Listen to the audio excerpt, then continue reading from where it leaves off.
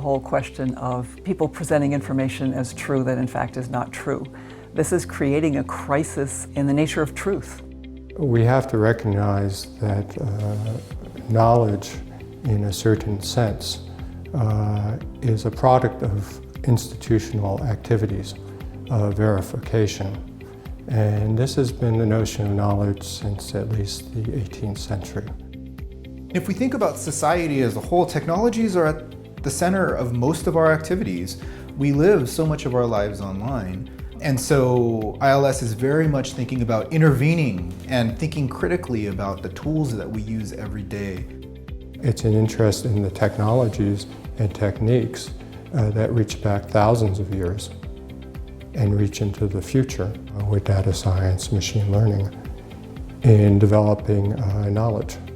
The relationship between people, technology, and information is really at the core of what social informatics is.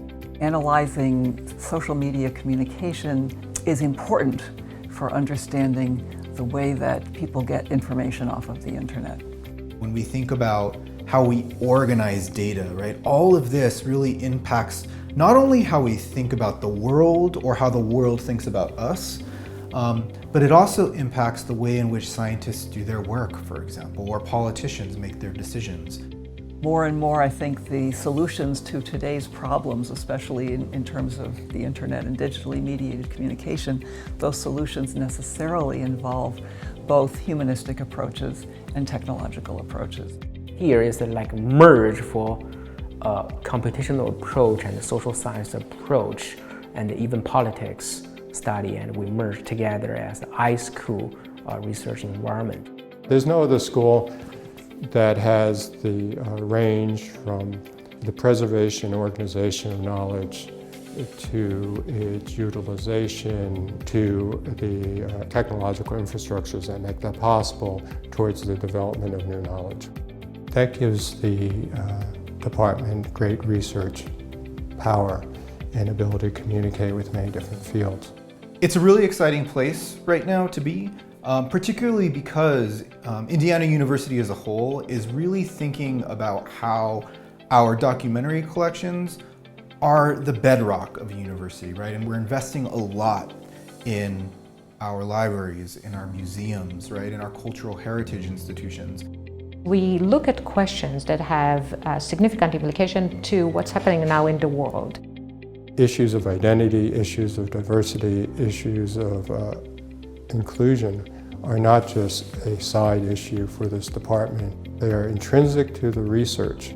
Ethics is very important, social justice, and really thinking about how our work can inform and better the lives of communities and institutions. A lot of students are attracted to the idea of creating a better internet, of understanding the nature of the social problems on the internet and finding solutions for them.